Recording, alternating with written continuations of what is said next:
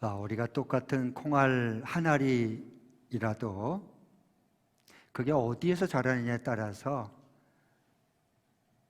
콩나물이 될 수 있고, 반면에 밭에서 콩나무가 될 수 있습니다. 물론 콩나물은 안방에서 따뜻한 실내에서 아무 노력도 안 하고 가만히 있으면, 계속 물만 부어주면 그냥 빨아먹고 흘릴 건 흘려버리고 그러면 잘 자랄 수 있죠. 이게 콩나물이에요. 근데 콩나물은 태풍도 맞을 필요 없고 차가움 올 필요도 없고 병충해가 있을 필요도 없어요. 안방에서 실내에서만 잘 자라면 되니까요. 그런데 이제 교회에서도 이런 콩나물과 같은 신앙생활을 하는 분들이 있어요. 마지막 교회도 마찬가지예요. 그래서 설교 말씀을 듣고 목사님 저는 그냥 들으면 그 다음날 다 잊어버려요. 다 잊어버려요. 제목도 생각이 안 나요. 어떻게 하죠 나는? 그러면 이제 그 목사님이 위로한답시고, 괜찮아요. 콩나물을 보세요. 콩나물이 이렇게 물을 위에서 부어주면 다 빠져버린 것처럼 보여도 콩나물은 계속 잘 자라고 있습니다. 괜찮습니다. 이렇게 얘기를 하죠. 무슨 의도로 말하는지는 알죠. 그러나 저는 그 말씀이 진짜 성경적인 말씀일까 하는 걸 다시 한번 이렇게 생각을 해봅니다. 저는 콩나물이 아니라 하나님이 성경에서 세워준 교회는 콩나무가 되기를 원해요. 세상에서 밭에 콩알이 떨어져서 싹이 나서 자라려면은 가뭄도 이겨내야 되지, 병충해도 이겨내야 되지, 폭우가 쏟아져도 뿌리 내리고 버텨내야 되지. 그러면서 나중에 꽃이 피어가지고 마디마디마다 그 콩나물을 그냥 그게 주렁주렁 맺잖아요. 그래서 30배, 60배, 100배 풍성한 열매를 맺죠. 똑같은 콩알 하나라도 콩나물이 될 수 있고, 어떤 사람은 그런 신앙생활하고 어떤 사람은 콩나무가 되는, 그래서 풍성한 열매를 맺는 그런 신앙생활하는 사람이 있어요. 교회도 콩나물 같은 교회가 있어요. 오냐 괜찮아 하는 데만 있고요. 좀 힘들더라도 세상에 나가서 부딪혀가면서도 많은 시련과 그런 핍박을 박해를 받아가면서도 그걸 통과하고 꽃이 피어서 풍성한 열매를 맺어서 또 다른 콩나물을 하나 만들어내는, 생명의 씨앗을 만들어내는 그런 교회가 있어요. 우리 교회는 어떤 교회가 되기를 원합니까? 콩나물 같은 그런 교회가 아니라 콩나무와 같은 교회가 될 수 있기를 축복합니다. 새해 이런 축복이 함께 할 수 있기를 바랍니다. 오늘 주신 말씀도 마찬가지예요. 주님이 원하시는 마지막 때의 교회가 어떤 교회일까? 콩나물과 같은 교회가 아니고 콩나무와 같은 교회. 일터에서도 각자 사회 세상에 나가서도 콩나무와 같이 풍성한 열매를 맺어낼 수 있는, 그래서 하나님께 영광을 돌리는 그런 새해 축복이 함께 할 수 있기를 원합니다. 자, 그러면 콩나무 교회, 콩나무 일터는 달라요. 하나님께서 달리 대합니다. 오늘 여기 3절에 보면은 두 증인을 세워요. 이 콩나무 교회, 말세의 콩나무와 같은 교회에 풍성한 열매를 맺을 수 있도록 주님께서 두 증인을 세워서 예언하는 능력을 줘요. 오늘 3절 읽어보겠습니다. 시작. 나는 내 두 증인에게 예언하는 능력을 줄 것이다. 그것은 1200일 동안 상복을 입고 예언할 것이다. 예언하는 능력을 줬어요. 그런데 기간이 언제냐? 1620일, 이게 이제 개월로 따지면 42달, 연으로 따지면 3년 반이 되는 거예요. 그때 예언을 할 터인데 그 기간 동안 상복, 이게 죽은 장례식에 상복을 입고 하는 것처럼 이런 죽음의 슬픔도 환난도 겪게 될 거다. 그러면서 예언할 거다. 교회는 그런 교회가 있어요. 마지막 시대에는요. 그러면서 또 4절에 보면 두 증인이 동일하게 뭘로 표현하냐 하면은 두 올리브나무, 두 촛대가 또 이렇게 동일하게 얘기를 해요. 그래서 4절에 보면 그들은 이 세상에 다스리는 주님 앞에 서 있는 올리브나무 두 그루요, 촛대 두 개입니다. 촛대는 뭐죠? 7촛대. 교회다 그러고 이미 1장에 말씀했죠. 그러면은 여기 보면은 여기에 두 증인, 두 올리브나무, 두 촛대, 이게 누구를 말할까? 여기 두 증인, 증인은 뭐예요? 예수님을 증언한 거죠. 그것은 구약의 모세와 선지자의 대표인 엘리야. 구약 성경을 모세와 선지서다 그랬죠. 모세와 그리고 선지자의 대표인 엘리야를 이 두 증인을 세웠어요. 구약에서는요. 그래서 오직 모세와 엘리야는 누구만 전했어요? 구약은 누구만 증언하는 거예요? 예수님만 증언한 거예요. 정말 그럴까요? 한번 여러분 같이 보겠습니다. PPT 한번 띄워주시죠. 누가복음 24장 27절 44절에 언제나 구약은 신약으로 봐야 보이는 거예요. 신약은 예수 그리스도로 봐야 신약 성경이 열려요. 네. 그게 안 보이면 이제 영적인 맹인이다, 소경이다 이렇게 얘기하죠. 자, 27절 읽어보겠습니다. 시작. 그리고 예수께서는 모세와 모든 예언자에서부터 시작하여 성경 전체에서 자기에 관하여 예수님 자신에 관하여 써놓은 일을 그들에게 설명해 줬어요. 신구약 모세와 예언자의 그 대표인 엘리야예요. 모세와 엘리야, 율법서와 선지서, 이 모든 성경 전체는 예수님을 증언해 준 거예요. 처음부터 끝까지. 네. 자, 그 다음에 이제 이렇게 말씀해 줬어요. 그러니까 모세, 엘리야는 두 증인을 세웠는데 오직 처음부터까지 예수님을 증언할 수 있도록 그렇게 세운 거예요. 그 다음에 이게 이제 그래야 콩나무가 그래서 자란 거, 세상 속에 그래야 콩나무가 자라는 거예요. 콩나물 되려고 하면 안 돼요. 콩나물. 네. 콩나물은 네. 그 평생 해봤자 자기 하나 그 겨우 신앙 지킬까 말까 연약하게 그리고 말아요. 그 생수명은 다 한 거예요. 네. 아니죠. 주님 교회를 그렇게 세우지 않았어요. 우리를 그렇게 부르지 않았습니다. 그 다음에 여기 보면은 44절에 이렇게 말씀하죠. 예수님께서 이제 부활하신 다음에 이 말씀은 엠마오로 이제 예수의 부활을 믿지 못하고 낙심자들 때에 고향으로 돌아가요. 낙향해요. 실패하면 사람은 고향으로 돌아가잖아요. 여기 성경에 똑같아요. 그래서 고향으로 돌아가고 터벅터벅 걸어가고 있는데 부활하신 주님이 그들과 동행하면서 하나님의 말씀을 풀어줘요. 그러니까 가슴이 뜨거워졌다 그랬어요. 그래서 다시 부활하신 주님을 만나고 다시 예루살렘으로 발걸음을 돌이키죠. 그래서 예수님 부활했다, 예수님 만났다, 예수 증인 되는 거예요. 두 제자가 두 증인이 되는 거예요. 자, 같이 한번 보겠습니다. 시작. 예수께서 그들에게 말씀하셨다. 내가 전에 너희와 함께 있을 때에 너희에게 말하기를 모세의 율법과 예언서와 시편, 이제 구약입니다. 성경. 나를 두고 기록한 모든 일을 반드시 이루어져야 한다. 누구를 두고 했어요? 예수님이 말씀해 나를 두고 예언한 거야. 그리고 지금 성취된 거야 라고 말씀한 거예요. 성경이 이렇게 쉬운데 사실은. 근데 눈이 안 열리면 굉장히 깜깜합니다. 성경 봐서 재미도 없고 좀 그렇죠. 자, 그러면 이렇게 예수님께서 두 증인을 세운 이유를 말해줬어요. 그리고 동시에 4절에 보면은 그들은 이 세상을 다스리는 주님 앞에 서 있는 올리브 나무 두 그루요, 촛대 두 개다. 이 올리브 두 그루, 촛대 두 개가 뭘까? 여기 두 증인하고 똑같이 예수님을 증언하고 전한 건 똑같아요. 그래서 이제 이건 선지서에서 세워준 건데 바빌론 포로 후에 기한해서 여기 두 사람을 세웠어요. 두 감람나무, 두 촛대. 이게 누구냐?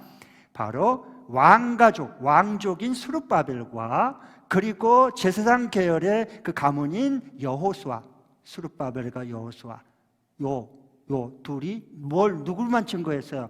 오실 예수님만 증언했어요. 그러면은 우리 신약으로 보면 뭐예요? 스룹바벨처럼 우리는 이제 예수님 안에서 왕이 되었고, 그리고 제사장인 계열인 여호수아처럼 우리는 제사장이 되었어요. 이걸 합치면 뭐가 돼요? 왕 같은 제사장으로 부른 거예요. 교회가 뭐냐? 저와 여러분을 하나님 교회는 뭐냐? 신약으로 보면 왕 같은 제사장. 두 감람나무, 두 촛대 되는 거예요. 예수 그리스도의 귀한 올리브 그 기름으로 성소의 촛대에 불을 항상 밝혔어요. 그건 뭐냐? 앞으로 교회가 뭐하냐? 저와 여러분이 마지막 시대에 뭐 한다고요? 오직 예수 그리스도의 복음의 빛을 세상에 비춰서 예수님 증인 되도록 하기 위해서 죄의 몸된 교회를 지금 세우고 저와 여러분을 지금 이 땅 위에 살도록 남겨놓은 거예요. 할렐루야. 네, 이게 예수님의 증인된 교회예요. 네. 그 다음에 이게 보면 그래서 저와 여러분이 뭐다? 왕 같은 제사장으로 부른 거예요. 베드로전서 2장 9절에.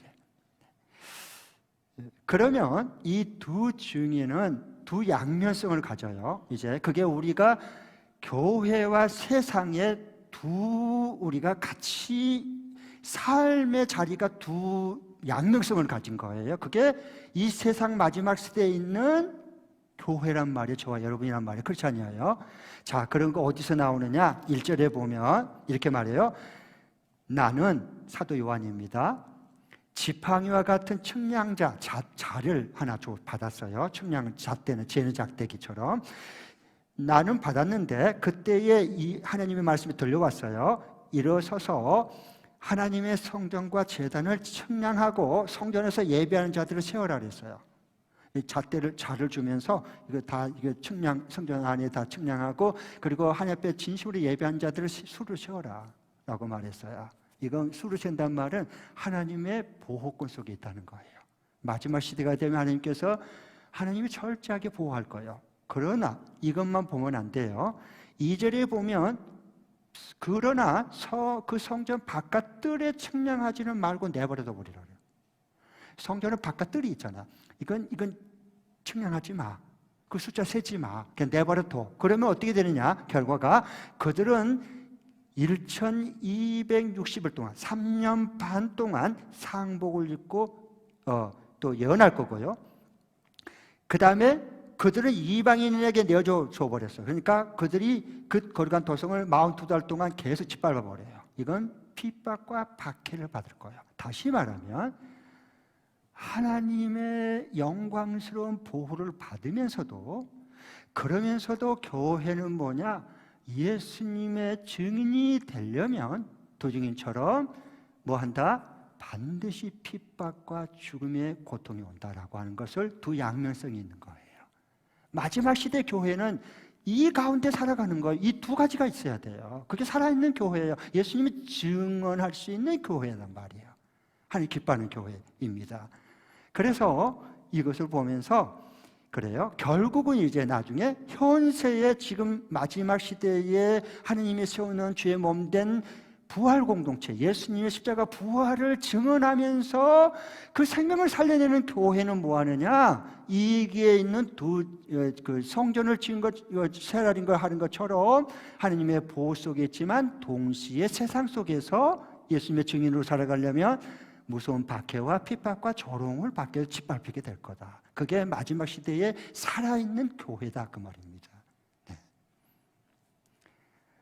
자, 그러면 이 증인 예수님이 세상의 마지막 시대에 박해 속에서 죽음을 두려워하지 않고 복음을 전하고 살아갈 수 있도록 하기 위해서 하나님께서 뭐 하느냐? 예수 증인이 될 수 있도록 예언하는 능력을 주세요.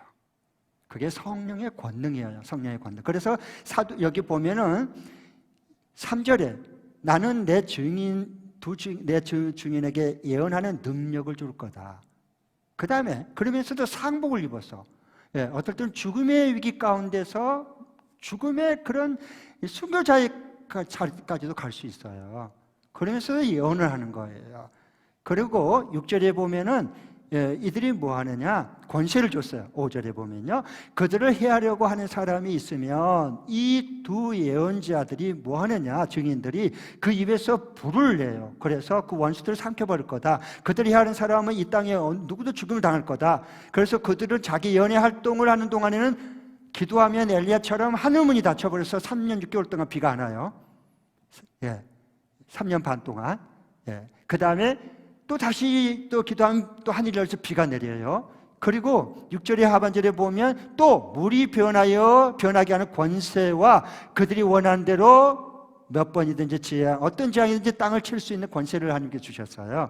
그래서 그 모세가 나일강에 그 이집트를 칠 때 첫 번째 재앙이 나일강의 강물 젖줄을 생명물을 피로 만들어 버려요. 재앙을 첫 번째 내려요.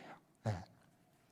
모세처럼 엘리야처럼 예수님 증언할 수 있도록 권세를 줬다는 거예요. 그래서 사도행전 1장 8절에 보면 그 약속대로 이루시잖아요. 그 약속대로 그대로 성경이 이루어지는 거예요. 구약의 신약에서. 그래서 오직 성령의 권능이 너에게 임하면 뭐해요? 뭐 하는 거예요? 성령의 권능 받으면 뭐 하는 거예요? 뭐 하라고 성령의 권능을 줬죠? 예루살렘에서 땅까지 예수 증인이 되도록 그걸 이루게 한 거예요. 그 예언을. 예. 그래서 예수님의 증인 공동체, 마지막 부활 공동체가 뭐예요? 그게 주의 피로 값주고 산 저와 여러분이란 거예요. 네. 그래서 성경도 처음부터 끝까지 예수님 증언하는 거예요. 모세와 엘리야처럼, 두 감람나무처럼, 두 촛대처럼 그 빛을, 복음의 빛을 바르는 거예요. 다른 게 하나도 없어요. 교회는 여러분 신앙생활 이 마지막 시대에 파워풀하게 살아가려면 어떻게 해야 되느냐? 예수님 함께하는 증인이 돼야 되는 거예요. 예. 그래서 권능을 줬어요. 성령의 권능을. 예. 여러분 내 증인이 되리라 이 말투스, 이 원어가 말투스인데 증인 이것은 뭐냐 하면 마터, 영어 마터가 뭐예요? 마터. 예, 순교자. 예, 죽음을 두려워하지 않는 사람이에요. 그 사람만이 예수님의 마지막 시대 증인으로 살아갈 수 있어요. 예. 그러면은 여기 보면 왜 그랬냐? 이들은 왜 죽음을 두려워하지 않느냐? 예수 복음 전하는데 그걸 직접 부활하신 주님을 목격했기 때문에 그래요. 여러분 가끔 이렇게 길거리 가다 보면 프랭카드가 걸려서 안타깝게요. 목격자를 찾습니다. 이게 새벽 몇 시에 이게 노란색의 무슨 차종이 가다가 취해가지고 이렇게 중상을 입어 있습니다. 그래서 그 사람을 목격자 보신 분은 아래에 읽고 꼭 연락해 주세요. 연락해 주시면 후사하겠습니다. 왜? 목격자가 되려면 뭐? 증인이 되려면 반드시 그 현장을 목격해야 돼요. 그게 증인이에요. 예. 그 다음에 또 다른 하나는 뭐냐? 예수님의 증인으로 살아가려면은 다름 아니고 가해자가, 이제 가해자를 만약 누가 나 봤어. 그리고 이제 그 가해자 이런 사람이야 라고 이제 신고를 하면 그 가해를 했던 사람이 아주 악한 사람은요, 협박을 해요. 전해했고요. 가만두지 않겠어? 네 자녀 잘 있어? 나 가만두지 않을 거야. 공갈 협박을 해요. 증인은 협박받은 걸 두려워하면 안 돼요. 아셨죠? 그게 증인이에요, 증인이 되는 거예요. 그래서 이걸 우리가 두려워할까봐, 죽음을 두려워할까봐, 무서워할까봐 성령의 권능을 우리에게 보여준 거예요. 왜? 그래야 마지막 시대에 우리가 이 세상 속에서 두려워하지 않고 겁내지 않고 예수님의 그 생명의 빛을 복음을 전하며 살아갈 수 있기 때문에 그래요. 네. 그래서 예수님께서 우리가 이 교회가 마지막 때에 예수님의 복음을 자랑하고 전할 수 있는 증인이 되는 이것을 하기 전까지는 우리는 죽어요, 안 죽어요? 안 죽어요. 하나님 안 불러가요. 걱정, 사고, 질병 걱정하지 마요. 안 죽어. 아직 그 예수님의 복음의 증인이 사명이 딱 끝나면 그냥 불러가는 거예요. 목사님 그거 진짜일까요? 7절을 봐보십시오. 오늘 다 성경에 말씀해주고 우리가 너무 몰라서 그렇지 성경에 일일이 다 말씀해주고 계세요. 너무 살아있는 생명의 말씀이에요. 그러니까 이 성경 말씀은요. 7절을 봐보십시오. 같이 읽겠습니다. 시작. 그러나 그들이 증언을 마칠 때 뭘 마쳤어요? 예수 증언을 마쳤을 때에 아비소스에서 올라온, 아비소스는 뭐라 그랬죠? 무적행에서 올라온 짐승이 그들과 싸워서 이기고 이 증인과 싸워서 이기고 그들을 죽일 거다 그랬어요. 그래서 8절부터 10절을 보면 죽여가지고 어떻게 했어요? 이들이 시체에 큰 도시 4그릇 갖다 시체를 두 증인을 갖다 버려버려요. 그런데 그 도시는 영적으로 소돔이고 그 다음에 이집트라고 해요. 그리고 예수님이 그 자리에서 죽은 자리에서 이들이 죽어요. 예수님의 증인이니까 예수님처럼 살고 예수님처럼 증인하고 예수님처럼 죽는 거예요. 그리고 예수님처럼 나중에 10절부터 이게 11절에 보면 예수님의 귀한 그러니까 하나님의 생기가 죽은 자들의 시체 속에 들어가니까 그들이 예수님처럼 부활하잖아. 그리고 주님께 이리 올라와라. 예수님처럼 승천하잖아요. 예수님 따라가는 제자니까. 예. 똑같이 그렇게 예수님처럼 그렇게 일어나는 거예요. 똑같이. 예. 이 사람이 예수님의 마지막 교회의 두 증인 이렇게 주님께서 말씀해 주세요. 원래 왜 여기에 두 증인일까? 왜 두 감람나무? 왜 두 촛대? 왜 이렇게 말할까? 두 명. 성경의 이는 증인의 숫자예요. 반드시 혼자는 안 돼요. 증인 채택 안 돼요. 법정에. 반드시 2명을 세워야 되는 거예요. 구약에. 왜 그러냐? 지금 이때를 위해서 마지막 시대에 예수님의 증인으로 살아갈 수 있도록 그때 2명을 하나님 미리 세우라는 거예요. 그리고 오늘 여기서 완성할 것을 말씀해 주시는 거예요. 자, 그러면은 여기 보면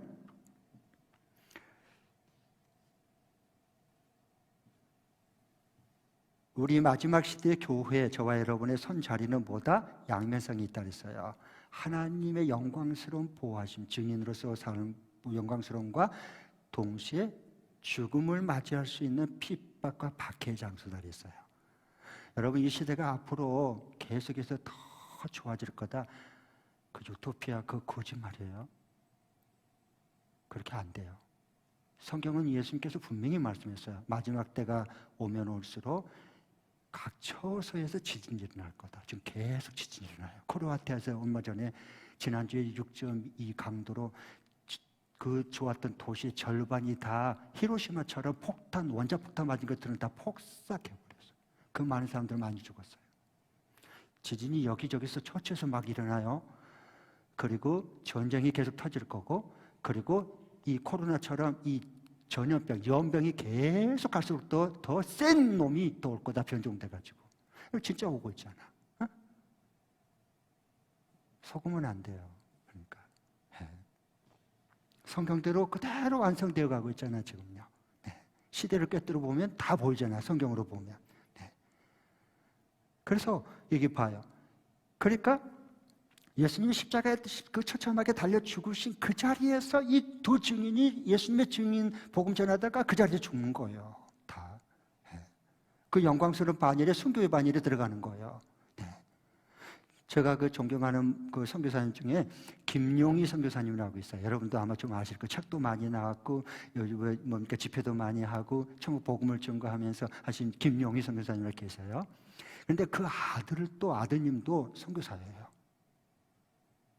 그 어려운 좋은 편안한 생활 다 포기하고 오지로 아들을 보낸 그 부모의 마음이 얼마나 안타깝기도 하고 때로는 자랑스럽기도 하지만 또 마음이 치근한 생각이 얼마나 들겠어. 가서 고생할 거 생각하면, 그 박해받을 거 생각하면. 그런데 마지막 그 아들을 오지로 보내면서 그 아버지가 아들의 손을 딱 잡고 하는 말, 나 이게 지금도 자꾸 가슴에 울림이 있는 거예요. 뭐라고 그런 줄 아세요? 김성 교사님이 아들에게, 아들아, 우리 땅끝까지 복음 전하다가 천국 한복판에서 다시 만나자. 아들아, 우리 땅끝까지 복음 전하다가 천국 한복판에서 우리 다시 만나자. 그 말이 뭔 말이에요? 순교한 다음에 복음 전하고 순교한 다음에 천국에서 다시 만나자, 그 뜻이요. 그러니까 눈물이 흘리지, 아버지가. 네. 이게 뭐예요? 2 증인이에요. 마지막 주님께서 시대에 둔 살리고 깨어있는 2 감람나무, 2 촛대, 2 증인이야, 증인. 이게 마지막 시대에 살아있는 교회예요. 주님이 남겨놓은 교회예요. 네. 나머지 교회는 전부 다 짐승 앞에 다 짐승표 받고 거기 다 경배해버려요. 네. 그래 하나님이 남겨놓은 증인이 있어요. 또 촛대가 있는 거예요. 나는 우리 교회가 그렇게 될 수 있기를 축복합니다. 난 그걸 꿈꾸고 기도하거든요. 그런 교회가 되게 해달라고. 네. 그러면 이 예수님의 증인된 교회, 이 2 증인은 죽었어요. 박해받고 숨겨서 죽었어요. 수치도 당했어요. 길거리 갖다 내버려버렸으니까, 시처럼. 그런데 죽어도 다시 살리는 거야, 하나님께서. 예수님도 죽으셨잖아, 골고다에서. 다시 3일 만에 살아나셨잖아. 네? 똑같아. 어떻게 살아나느냐? 이렇게 11절을 봐보십시오. 사흘 반 만에 이제 하나님의 생기가, 생명의 기운이 그 죽은 시체 속에 들어가는 거예요. 네. 그러니까 딱 살아나는 거예요. 여러분 11절 봐보십시오. 시작. 그러나 사흘 반에 지난 뒤에 하나님에게서 생명의 기운이 나와서 그들 속에, 이 죽은 2 증인 속에 들어가니 그들이 제 발로 일어섰습니다. 그것을 목격한 사람들이 큰 두려움에 사로잡혔습니다. 그 죽였던 사람들이 두려움에 벌벌 떠는 거예요. 네. 그러니까 정말 예수님의 증인된 그리스도인, 증인된 교회는 죽어도 주님이 다시 삽니다. 왜냐하면 예수님 안에 죽은 사람은 예수님 안에서 다시 첫 번째 부활의 열매를 맺는 거예요. 예수님처럼 똑같아요. 네. 그런 영광스러움이 임하는 겁니다. 네. 그러나 여러분 성경에 봐보세요. 예수님이 처음에 구원주로 이제 처음 초림하려고 이 세상에 육신의 몸을 입고 구원주로 오시려고 할 때요, 얼마나 사탄의 세력들이 잡아 죽이려고 그러는 줄 아세요? 여러분 신약에 처음 봐보세요. 그러면 누가 예수님이 태어나자마자 죽이려고 그랬어요? 헤롯 왕이 그랬어요. 헤롯 왕이. 내가 왕인데 누가 또 왕이, 유대 왕이 있어? 그래서 죽이려고 그랬어요. 그러니까 천사를 통해서 빨리 요세프가 마리아에게 이집트로 피하라 그래서 살았어요. 그런데 그걸 나중에 찾아보니까 없으니까요, 아예 2살 아래 태어난 아이들은 전부 씨를 말해서 다 죽여버렸어요. 그런 때가 오는 거예요. 마지막 때가 되면. 네. 그러나 한 알의 밀알이 땅에 떨어져 죽으면 많은 열매를 맺어요. 하나를 그대로 있으면, 나 하나 콩나물 나 하나 콩알 가지고 나 하나 겨우 간단하게 내 신앙 지킬까 말까 이런 신앙은요, 그거 하나 없으면 그냥 끝나는 거예요. 그 다음에 생명의 역사가 일어나지 않아요. 네. 열매를 맺을 수가 없어. 왜? 내가 하나는 밀알이 되는데 이게 떨어져 예수님처럼 죽어야 되는데 죽지 않으려고 하니까 결국 안 죽어 하다 결국 빽하고 죽잖아. 그런 사람이 있고, 정말 부활의 생명을 위해서 예수의 복음 전하다가 내 죽기를 각오하고 살면 나는 영광스러움의 반열에 참여하게 해주고, 그 다음에 어떤 일 순교가 필요하면 그거 죽었어요. 그럼 끝나지 않아요. 주님께서 부활해서 다시 살려내요. 성경에 보세요. 부활의 첫 열매 속에 영광스러움을 차지하게 해주시는 거예요. 네. 그래서 이게 달라져요. 네. 그래서 여러분, 헤로드 왕이 죽으려고 했는데 자기가 죽었어. 예수님은 안 죽어. 어떻게 구원주 영원한 하나님 아들을 어떻게 죽어? 나중에 때가 되면 세상 모든 죄를 짊어지고 십자가에서 골고다에서 저주를 받죠. 아직 하나님 때가 안 왔어요. 태어나자마자 예수님 죽을 수 없어요. 네. 헤로드 왕이 먼저 죽었어요. 네. 예수님이 초림 때도 그런 것처럼 예수님이 재림이 가까울수록, 예수님 다시 오시잖아요. 다시 오신 재림이 가까우면 가까울수록 뭐 하느냐? 사탄은, 어둠의 세력들은 뭐 하느냐? 계속 이 예수님의 증인되는 삶을 사는 이 사람들, 예수님의 복음을 증거하는 살아있는 그 살리는 교회를 뭐냐? 계속 비교하고 죽이려고 그런 거예요. 재림이 되면 초림 때보다 더 무섭게 해. 그렇게 해요. 그래서 교회를 박해하고 성도들을 죽여요. 그런데 결국은 뭐예요? 이런 교회는 주님이 다시 살리는 거예요. 네. 그래서 자기를 위해서 사는 자는 결국 죽지만 나와 복음을 위해서 사는 사람은 다시 주님이 살리는 겁니다. 네. 그래서 영원한 천국, 하나님 천년 왕국 속에 천년 동안 왕 같은 제사장으로서 다스리고 통치하는 이 영광스러운 반열에 세우는 거예요. 근데 이들이 죽는 것은 뭐예요? 얼마 동안 죽었어요? 사흘 반이 지날 때 사흘 반. 죽은 기간이 사흘 반이야. 이걸 왜 사흘 반이다 그런 줄 아세요? 네. 이건 그냥 잠깐이라는 거예요. 왜? 1000년 동안 누릴 영광과 비교하면 3일 반은 이건 잽이 안 돼. 이건 그냥 지나가는 거예요. 잠깐이에요. 그러나 영광스러움은 그건 1000년 동안 그냥 1년, 100년, 1000년이 아니라 엄청나게 영원하다. 그걸 말하는 거예요. 네. 아멘. 네. 그러니까 예수님 복음 안에 들어온 사람은요, 주님을 복음 증거하다 당하는 수치와 고난은 잠깐이고 그 영광은 영원한 거예요. 영원한. 그래서 영광의 면류관을 우리에게 씌워주겠다 그랬어요. 영광스러운 면류관을 예수님께서. 네. 아멘. 네. 자, 지금도 마찬가지예요. 그래서 예수님께서 제자들을 두씩 짝을 지어서 세상으로 내보냈어요. 네. 내보냈어요. 여러분, 교회 안에만 있으면 안 돼요. 배는 왜 만들어요? 항구 안에 메어놓으면, 줄 매놓으면 안전해요. 그런데 배를 항구 안에 이거 메어놓기 위해서 배를 만든 사람 한 명도 없어요. 배는 항해를 해야 돼요. 거친 파도도 이겨내고 물고기를 잡으려면, 아니면은 그 무거운 짐들 컨테이너를 싣고 이쪽 대서양에서 태평양까지, 태평양에서 대서양까지 가려면 그냥 잠잠하지 않아요. 똑같아요. 우리 차 여러분 가져왔죠? 차를 만드는데 주차장에 놓으면, 그걸 씌워 놓으면 10년 돼도 새 차야.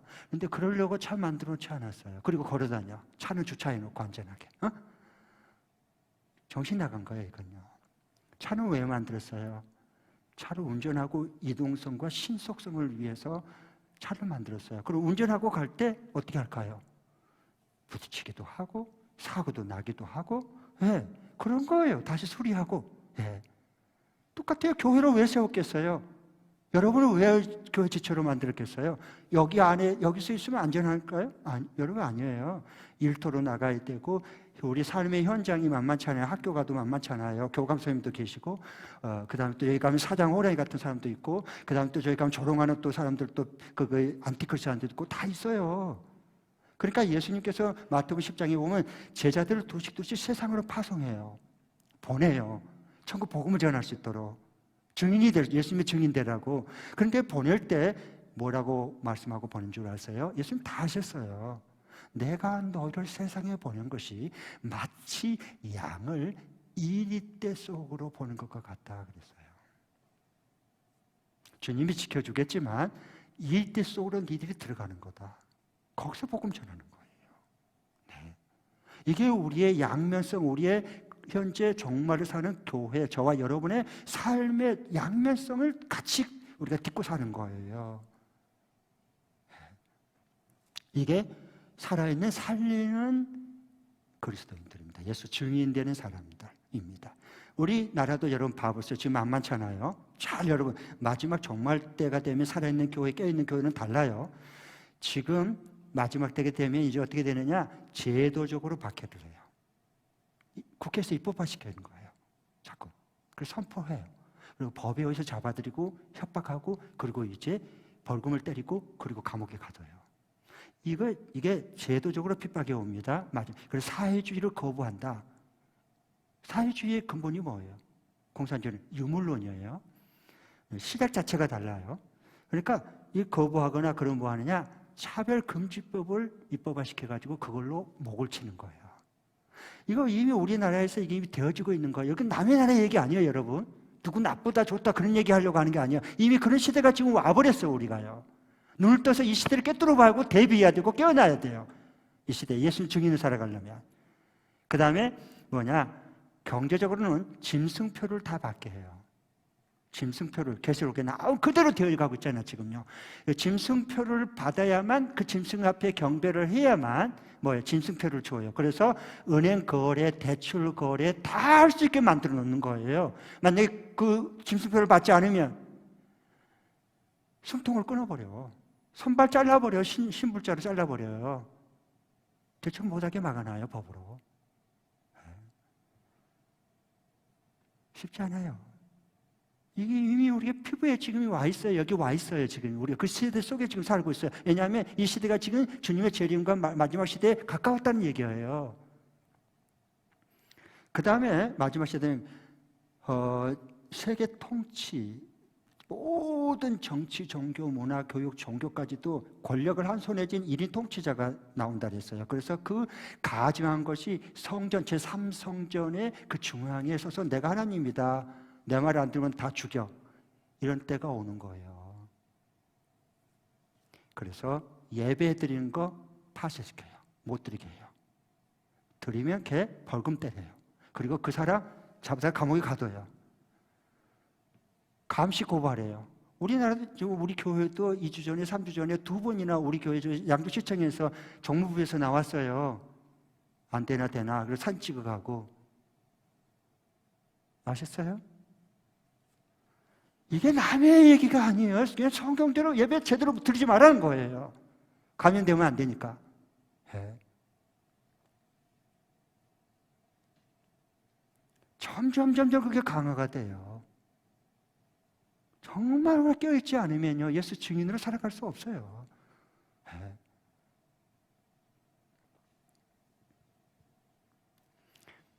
그러나 왜 그럴까? 마지막 박해가 심하고 핍박이 심하지만은 아직 구원 하나님이 받을 영혼을 남겨놨어요. 아직 남아있어요. 아직도 구원받을 영혼이 남아있어요. 하나님이 특별히 남겨놓은 사람들이 있어요. 그게 13절이에요. 13절 봐보겠습니다. 13절 시작. 바로 그때에 큰 지진이 일어나서 그 도시의 10분의 1이 무너졌는데 그 지진으로 사람이 몇 명이 죽었어요? 7천 명이나 죽었어요. 그리고 그 다음이 중요해요. 그리고 살아남은 사람은 두려움에 쌓여서 뭐 했어요? 결국 하나님 하늘에 계시는 아버지께 영광을 돌리는 거예요. 구원과 하나님 앞에서 회개하고 돌아와서 하나님께 영광을 돌리고 예배하고 찬양하는 그 사람들이, 하나님 남겨놓은 사람들이 있는 거예요. 네.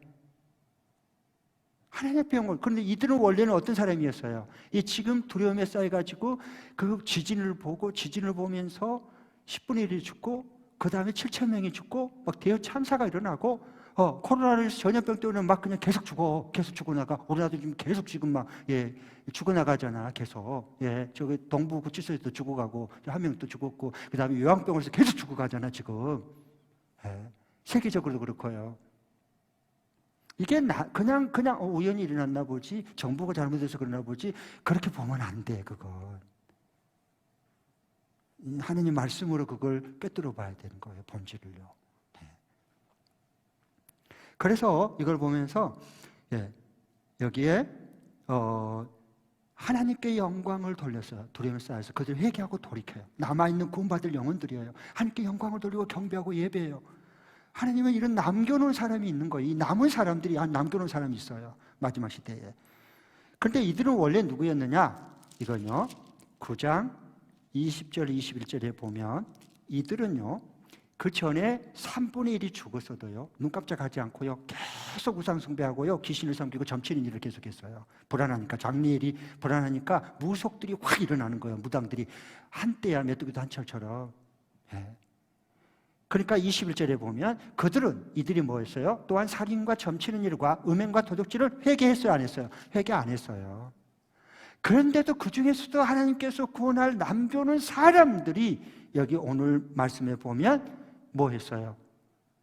두려움에 쌓여서 회개하고 돌이켜서 하나님 앞에 영광을 돌리게 됐어요. 이게 하나님께서 두 증인을 마지막 때 주님의 교회를 왜 남겨놓는가 하는 것을 오늘 증언해 주는 거예요.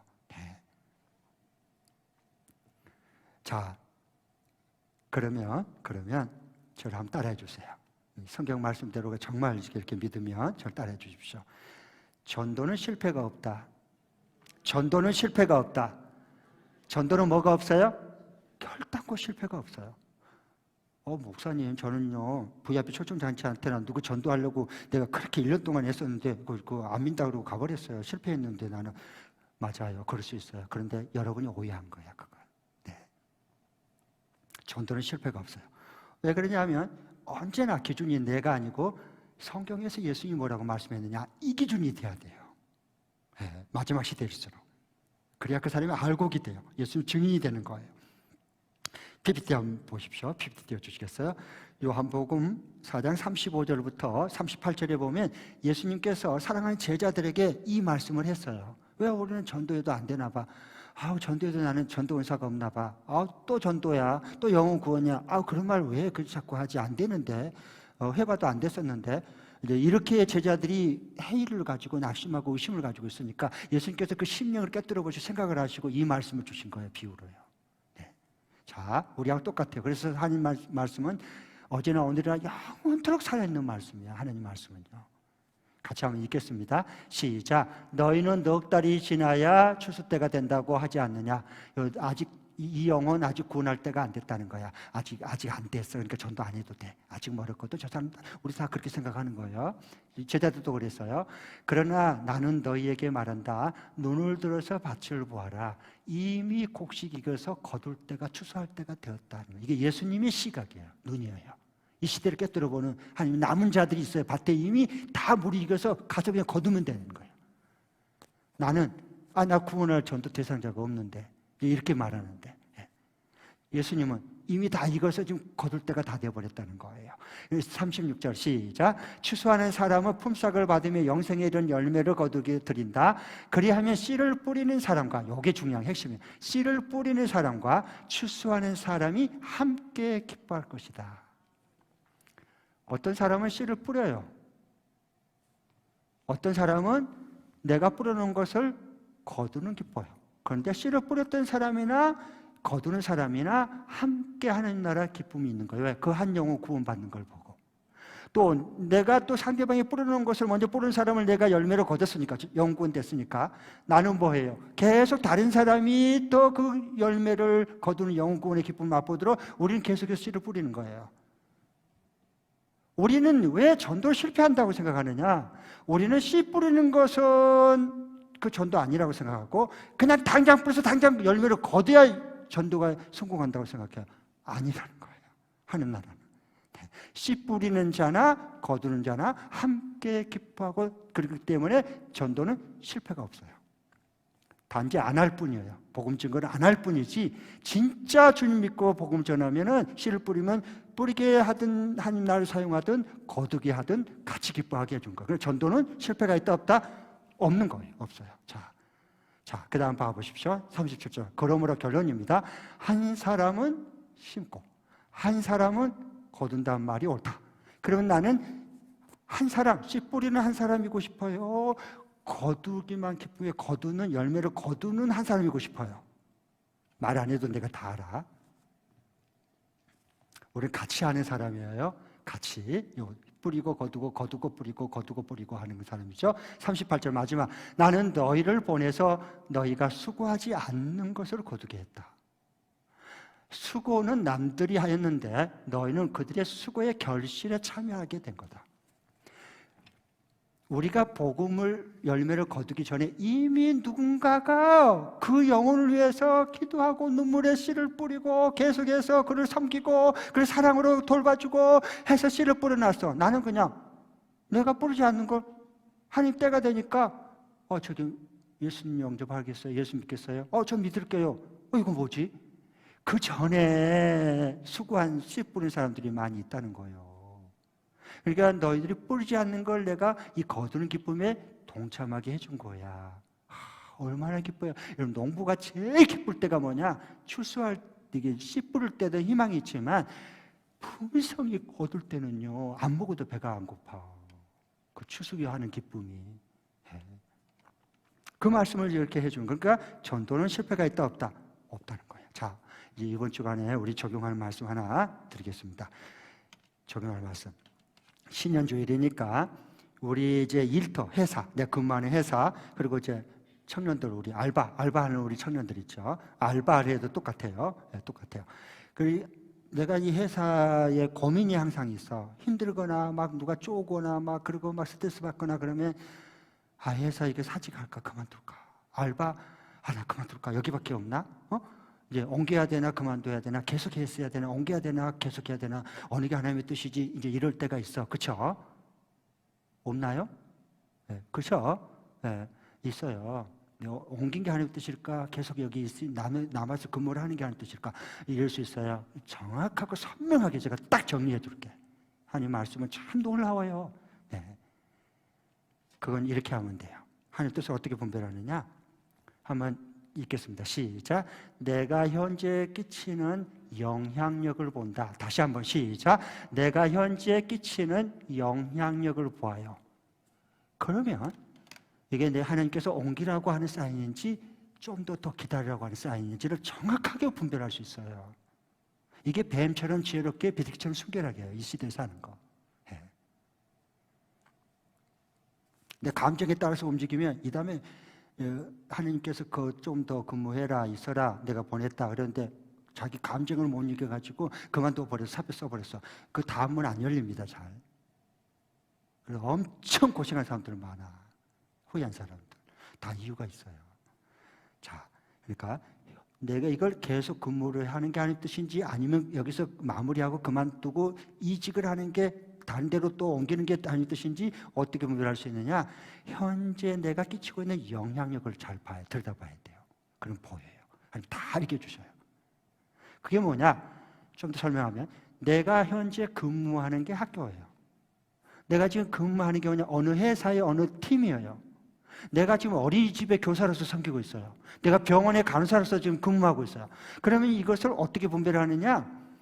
내가 지금 근무하는 데 일터에서 선한 영향력을 다른 사람들에게 끼치고 있으면 계속 근무해야 돼요. 그런데 계속 선한 영향력을 못 끼치고 계속 더 악한 영향력만 내가 계속 받고 있어. 그러면 이직해야 돼요. 아셨어요? 단 이직을 하되 악한 영향을 계속 받을 때 이직을 해야 하지만 단 이 질문을 꼭 하고 해야 돼요. 여기에 이 직장, 이 일터에 VIP가 있나? 하나님이 내게 맡겨준 VIP가 있으면 좀 힘들어도 기도하면서 기다려야 돼요. 하나님의 나라는 이렇게 우리에게 임하는 거예요. 하나님이 살아계시잖아요. 우리를 얼마나 사랑하시는데 예수 증인되라고 우리 일터로 보낸 거예요. 예. 하나님께서 우리에게 재능과 달란트와 은사를 다 줘서 우리에게 예수님 증인되라고 학교 보내고 일터로 보내고 회사로 보내고 사업장으로 보낸 거지. 먹고 살려고. 그건 안 믿는 사람들이고 먹고 살려고 해서 일해 보세요. 출근해 보세요. 출근할 때마다 벌써 스트레스 받아버립니다. 힘들어. 없는 쌩뱅이 생겨 그러면. 아니죠. 그리스도인들은. 그래서 이걸 내가 현재 내가 일하는 근무하는 그 일터에 선한 영향을 끼치고 있는지 악한 영향을 받고 있는지 VIP가 그 자리에 내게 맡겨진 영혼이 있는지 그런 VIP가 있으면 좀 힘들더라도 그 VIP가 구원될 때까지는 거기 있어야 돼. 그 자리에. 그래야 그 다음에 하나님께서 됐다 너 수고했다 착한 내 종이구나 그리고 다른 길로 싹 열어. 생각지 않는 곳으로 열어주셔. 어느 교회에 저 갔더니 이런 이제 그 선교팀이 여러 선교팀이 있었는데 그 선교팀 이름이 굉장히 좋더라고요. 일하세 선교팀. 일하세. 그래서 일하세 선교팀 생소하잖아. 그래서 야 이상하다. 일하세 선교팀. 일 열심히 하자는 건가? 그렇게만 생각했죠. 얼른 듣기에. 그런데 이게 일하세 선교팀이 뭐예요? 그랬더니 그거요. 기가 막히더라고. 일터에서 하나님 나라를 세우는 선교팀. 와 멋있어. 이거 두 증인인 마지막 시대 하나님이 살리게 남겨놓은 교회고 크리스찬들이야. 이런 사람들은 일터에서 내 일터에서 하나님 보냄받아서 하나님 나라를 세우는 그냥 파송받은 사람으로 살아가는 거예요. 너무 멋있어. 여러분, 자 이거 하고 마칠 터인데 여기 지금 물에 이거 컵에 물이 들어있어요. 컵에 물이 담겨 있어요. 제가 질문할게요. 이 컵 안에 물 속에 대장균이 있을까요? 없을까요? 제가 한번 마셔볼게요. 제가 마신 물이에요. 요 컵 물 안 속에 대장균이 있을까요? 없을까요?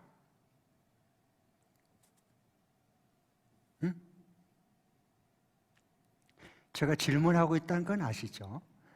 대답 좀 해봐요. 요 컵, 둘 중에 하나니까 해봤자. 요 물, 그 컵 속 물에 대장균이 있을까요? 없을까요? 네? 있어요? 없어요? 없어요? 현명으로 보면 있어요. 있어야 정상이에요. 왜? 요 물을 떠다 놓은 지가 벌써 3시간이 지났어요. 요 뚜껑 열 때부터 벌써 뭐예요? 물 딸 때부터 좀 지나면 대장균이 자연적으로 생겨요. 우리가 상추를 씻고 뭐 요리한다고 해도요. 대장균이 거기 묻어 있어요? 없어요? 묻어 있어요. 그런데 왜 우리가 배탈 설사가 나지 않죠? 대장균 수가 적어서 그래요. 그래서 우리 몸이 그 대장균을 이겨낼 수 있는 우리에게 면역성이 살아있기 때문에 배탈 설사가 안 나요. 만약에 대장균 수가 여기에 우글우글해서 그리고 이걸 내가 마셨어. 그러면 어떤 현상이 일어날까요? 몸에 대장균 수가 막 들어왔어요. 내가 막아낼 저항력을 더 넘어서 버렸어. 말수가 많아가지고. 그럼 바로 배탈 설사, 장염 막 그러고 막 화장실 왔다 갔다 해야 돼요. 왜? 대장균 수가 너무 많이 불어나서. 그러면 우리가 이런 상황 가운데 이 시대의 마지막에 종말을 살아가는 우리 깨어있는 그리스도 예수님의 증인된 생명의 빛을 가지고 살아가는 사람들의 그렇지 않으로서 한 주간 일터, 새해 일터, 내일부터 또 출근할 터인데 그 일터에서 어떤 자세로 가지고 살아가야 될까? 그렇지 않으로서 그걸 구체적으로 알려드릴게. 하나님 기뻐하는 거. 우리 회사 내, 우리 학교 내에 대장균이 한 마리도 없어야 된다라고 생각하면 그 사람은요 목말라서 죽어요. 이거 못 마셔 이거. 대장균이 여기 들어있는데. 그 다음에 어떤 사람은 정반대 무관심. 대장균 뭐 생기든 말든 부정과 부패 뭐 있든 말든 뭐 뭔 상관이야. 무관심한 사람이 있어. 대장균이 거기 내 일터에서 막 계속 불어나고 있어. 이것도 아니야. 그러면 이 시대에 살아있는 주님 보내심 받은 예수님의 증인으로서 어떻게 근무를 해야 될까? 우리 학교에, 어린이집에, 사업장에, 그리고 내 회사팀에. 그것은 다른 게 아니에요. 이게 예수님의 증인된 마지막 시대 사람들. 내 일터에 대장균이 한 마리도 없어야 된다. 그건 안 돼요. 모든 사람이 다 죄인이야. 죄인들이 모인 곳이야. 그 말씀을 부인한 사람이야, 그 사람은. 그 다음에 이 죄인들이 들들였고 막 부정부패하고 막 못된 일을 다 거짓을 빼먹고 이거 가만 못 본 채 하면 그것도 안 돼. 그러면 어떻게 해야 되느냐? 하나님이 일을 새로 행하신 하나님을 만나고 보고 살아가려면 대장교는 이때 대장교 수를 최소화시키는데 여러분께서 그 일을 해야 되는 거예요. 대장교를 최소화시키는데 이게 이 시대에 살아있는 교회입니다. 이렇게 될 수 있기를 축복합니다. 기도하겠습니다.